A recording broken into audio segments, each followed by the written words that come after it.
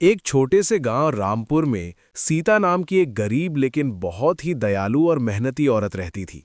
उसका इस दुनिया में कोई नहीं था, बस एक ही बेटा था, रवि। वही उसकी पूरी दुनिया था, वही उसकी उम्मीद था और वही उसके जीने की वजह था। सीता का घर बहुत छोटा और टूटा हुआ था, लेकिन उसके दिल में अपने बेटे के लिए बहुत बड़ा सपना था। वो चाहती थी कि उसका बेटा पढ़ लिख कर बड़ा आदमी बने, ताकि उसे कभी गरीबी का दुख न झेलना पड़े। इसी सपने को पूरा करने के लिए सीता सुबह होने से पहले ही उठ जाती थी। कभी खेतों में मजदूरी करती, कभी गांव के बड़े घरों में बर्तन धोती, कभी कपड़े साफ करती। दिन भर मेहनत करने के बाद जब वो थक कर घर लौटती, तब भी उसके चेहरे पर मुस्कान रहती, क्योंकि उसका बेटा रवि पढ़ रहा था और उसे लगता था कि एक दिन वही बेटा उसकी जिंदगी बदल देगा। जब रवि छोटा था तो वो अपनी माँ से बहुत प्यार करता था। वो अक्सर अपनी माँ के पास बैठकर कहता था, माँ, जब मैं बड़ा आदमी बन जाऊंगा ना, तब आपको बड़ा से घर दिलाऊंगा, आपको कोई काम नहीं करने दूंगा। ये सुनकर सीता की आंखों में खुशी के आंसू आ जाते थे। वो अपने बेटे के सिर पर हाथ फेरते हुए कहती, बेटा, बस तू अच्छा इंसान बन जाना, यही मेरे लिए सबसे बड़ी खुशी होगी।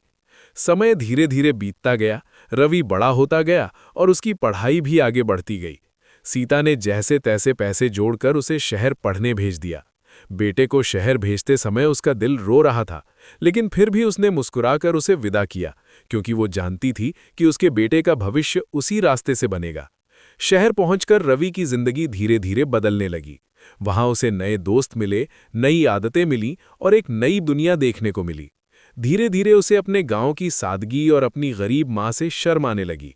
पहले वो हर रोज अपनी माँ से बात करता था, लेकिन अब उसके फोन कम होने लगे।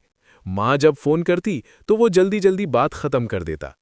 एक दिन सीता ने बहुत प्यार से पूछा, बेटा, तू कब घर आएगा? बहुत दिन हो गए तुझे देखे हुए।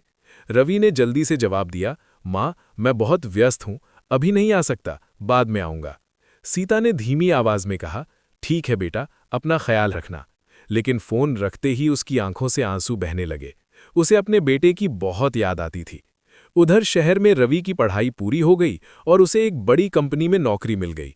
अब वो अच्छा पैसा कमाने लगा था। उसके पास अच्छे कपड़े थे, बड़ा ऑफिस था और नए दोस्त थे। लेकिन उसके पास अपनी माँ के लिए समय नहीं था। गांव में सीता अब बूढ़ी हो चुकी थी। सालों की मेहनत ने उसके शरीर को कमजोर बना दिया था। फिर भी वो हर दिन अपने बेटे का इंतजार करती थी। वो रोज घर के दरवाजे की तरफ देखती और सोचती कि शायद आज उसका बेटा आएगा। लेकिन दिन बीतते गए और रवि नहीं आया। एक दिन अचानक सीता बहुत बीमार पड़ गई। उसे तेज बुखार था और शरीर बिल्कुल कमजोर हो गया था। गांव वालों ने डॉक्टर को बुलाया।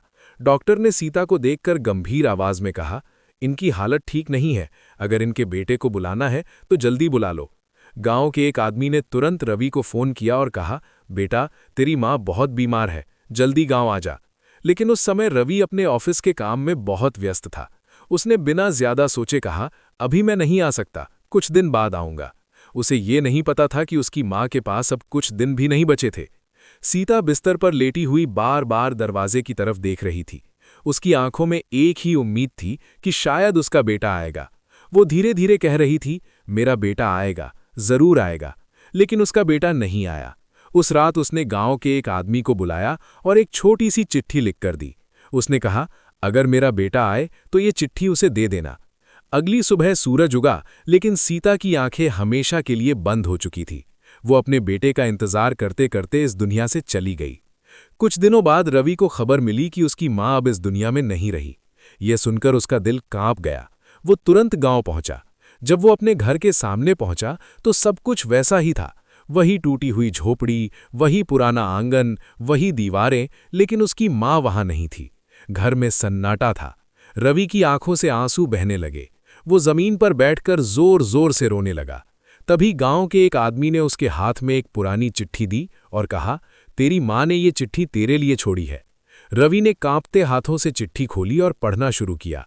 उसमें लिखा था, मेरे प्यारे बेटे रवि, अगर तू ये चिट्ठी पढ़ रहा है तो शायद मैं इस दुनिया में नहीं हूं। बेटा, मुझे तुझसे कोई शिकायत नहीं है। माँ तो हमेशा अपने बच्चों को खुश देखना चाहती है। मुझे बस एक ही खुशी है कि तू बड़ा आदमी बन गया। मैंने हमेशा भगवान से यही दुआ की कि तू जिंदगी में कभी दुखी ना हो।